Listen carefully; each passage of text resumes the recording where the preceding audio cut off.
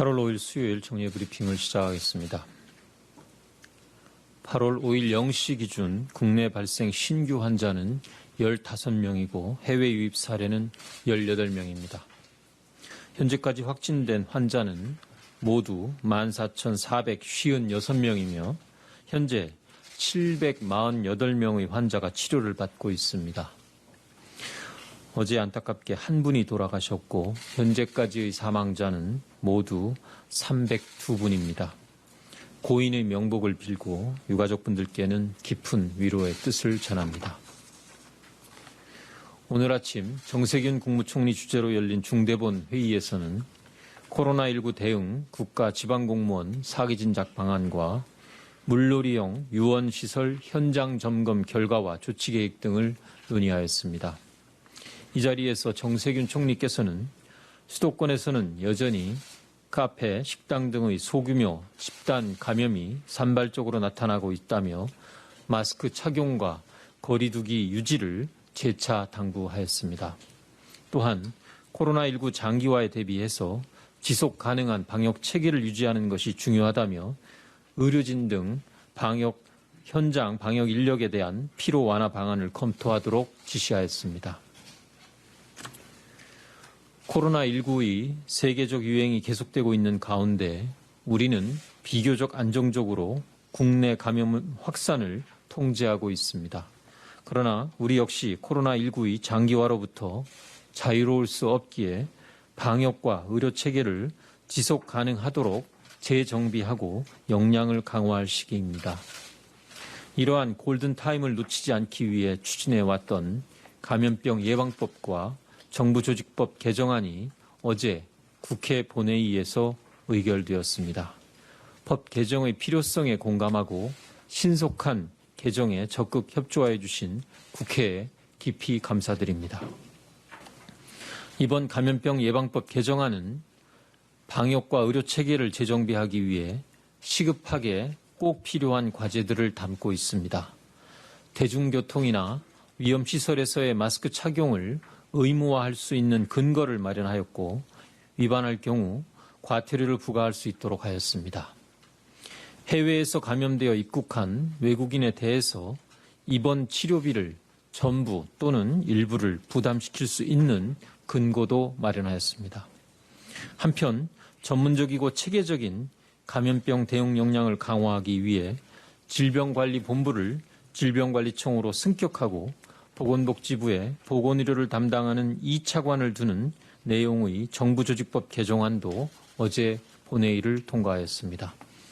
정부는 이에 따른 조직 개편을 차질 없이 추진해서 빈틈없는 방역을 위한 조직적 역량을 높여 나가겠습니다. 의대 정원 증원과 관련된 의료계의 집단 행동에 대해 말씀드리겠습니다. 지난 7월 23일 발표한 의과대학 정원 증원 방안의 주요 내용은 현재 의과대학 입학 정원인 3,058명을 2022년부터 최대 400명 늘려 10년간 한시적으로 유지한다는 내용입니다. 즉 연간 400명, 10년간 이를 통해 4,000명의 의사를 추가로 양성하게 되며 추가 양성된 인력은 의사가 부족한 지방, 특수 전문 분야, 의과학 분야에 종사토록 할 계획입니다. 현재 우리나라의 의사 부족 문제는 점점 더 심화되고 있는 중이며 미래를 위해 이제 더 이상 이 문제를 방치할 수 없는 수준에 도달하고 있습니다. 우리나라의 의사 수는 13만 명 수준이나 현재 활동하고 있는 의사 수는 10만 명에 불과한 수준입니다.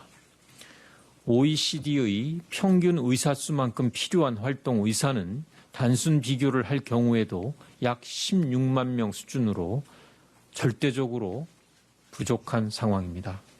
이런 상황이 계속되고 있는 점에 대해서 정부뿐만이 아니라 사회 각계에서도 계속해서 의사 부족 문제를 제기해 온 바 있습니다. 지역별로 보더라도 서울은 인구 1,000명당 의사 수가 3.1명인데 반해서 경북은 1.4명, 충남은 1.5명에 불과하는 등 서울의 절반에도 미치지 못하는 지역 편차가 매우 크고 지역의 의사수 부족이 심각한 상황입니다. 어디에 사는지에 따라 의료 혜택의 편차가 발생하는 상황은 의사 수의 부족도 큰 원인의 하나로 볼 수 있습니다.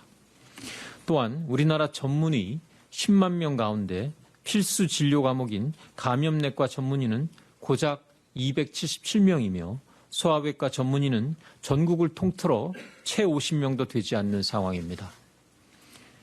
한편 미래 첨단 산업으로 발달할 것으로 예상되는 의료 산업 분야의 연구를 수행하고 기초의학이나 응용의학의 발전을 도모할 의과학자의 양성도 시급한 분야입니다. 이번 대책은 이런 절박함에서 출발했지만 의료계의 고민도 최대한 반영하려고 노력하였습니다. 정부는 앞으로 10년 동안 의대 정원을 400명 늘리는 방안을 통해 의사가 부족한 지역과 부문에 필요한 의사를 양성하고 국민 누구나 보다 형평하게 의료 혜택을 받을 수 있는 의료 환경을 조성하고자 합니다. 이번 지역의사 양성을 위한 정원 조정은 과거 2000년대 초에 의료계 요구에 따라 감축된 정원을 회복하는 수준에 불과하며 이러한 조치를 한다고 하더라도 우리나라의 의사 수가 OECD 평균 수준까지 확보되는 것은 아닙니다. 이렇게 정원된 의사 인력을 활용해서 지역 의사 부족 문제를 일부라도 해결하기 위한 지역의사제 도입을 추진하고자 합니다. 지역의사는 지역 내의 인재를 위주로 선발하여 의과대학 졸업 이후에 해당 지역에서 10년간 의무 복무를 하게 됩니다. 의무 복무 기간 동안 지역의 중증 필수 의료 기능을 수행하는 병원급 의료기관에서 근무하고 전문 과목 선택은 보건복지부 장관이 정하는 필수 전문 과목으로 제한됩니다. 의무 복무 이후에도 지역에서 계속 활동할 수 있도록 지역 의료 체계의 개선도 병행 추진합니다. 의료 공급이 취약한 지방의 의료기관에는 지역 가산 수가를 도입해서 지역의 의료기관이 발전할 수 있는 재정적 지원을 강화하고자 합니다. 지역에 양질의 필수 중증 의료 서비스를 제공하는 병원을 가칭 지역 의수병원으로 지정해서 지역의 필수 의료 서비스 제공을 강화해 나갈 계획입니다. 이와 같이 근본 대책은 국민을 위한 의료체계의 개선과 국가적인 의료 발전을 위한 정부의 불가피한 선택이며 의료계의 고민도 함께 고려하였다는 점을 의료계에서도 이해해 줄 것을 부탁드립니다. 향후 세부적인 실행 방안을 수립하기 위한 논의 과정에서 의료계와 충분히 논의하고 협력할 것이며 이 과정에서 의료계에서 제기하는 의사 배치의 문제 등도 함께 검토할 수 있다고 생각합니다. 의사협회가 요구한 협의체 등의 구성에 대해서도 보건복지부는 이를 전적으로 수용하고 이러한 협의체를 통해 보다 실질적인 논의가 진전되기를 희망합니다. 실무적으로도 대한의사협회를 비롯한 다양한 의료단체 등과 만나 협의하고 있으며 앞으로도 지속적으로 의료계와의 소통 노력을 강화하겠습니다. 전공의 여러분들께도 당부드립니다. 의대 정원 증원의 의미와 세부적인 내용을 보다 정확히 살펴보고 한국의 의료 발전을 위한 큰 틀에서의 이해와 협력을 당부드립니다. 정부는 전공의들이 제기하는 수련 과정에 대한 개선과 지원 필요성에 대해 공감하고 있으며 지금까지 계속 이러한 정책을 강화하기 위해 노력해 왔습니다. 앞으로도 적극적으로 양질의 교육이 가능한 수련 환경의 개선을 위해 정책적, 재정적 지원을 확대해 나갈 것입니다. 이를 위해 전공의 대표들과도 계속 논의해 왔고 오늘 이후에도 지속적으로 협의하며 수련제도의 발전과 정부의 지원 방안을 논의할 것입니다. 코로나19라는 엄중한 상황에서 일부 의료단체 등이 집단 휴진 등을 논의하는 것에 대해서는 심각한 우려를 표합니다.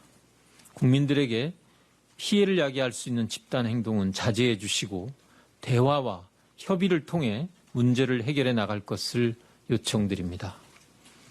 정부는 국민의 생명과 안전을 보호하고 의료기관 이용에 불편이 없도록 모든 상황에 대한 대응책을 강구하고 있습니다. 응급실, 중환자실 등 필수 의료 유지를 위해 대체 순번을 지정하거나 대체 인력을 확보하여 진료 공백이 발생하지 않도록 할 것을 병원에 요청하였으며 병원에서는 당직의 조정 등 여러 방안들을 통해서 최대한 의사를 배치할 수 있도록 준비하고 있습니다. 복지부와 지자체에 24시간 비상진료 상황실을 운영하여 비상진료 대책이 차질 없이 시행되도록 관리하겠습니다. 이에 더하여 향후 의료계의 집단행동 과정에서 혹시 불법적인 요소가 발생한다면 법과 규정에 따라 원칙적으로 대응할 것이며 만에 하나 국민에게 위해가 발생할 경우에는 엄중하게 조치할 것이라는 점도 함께 말씀드립니다.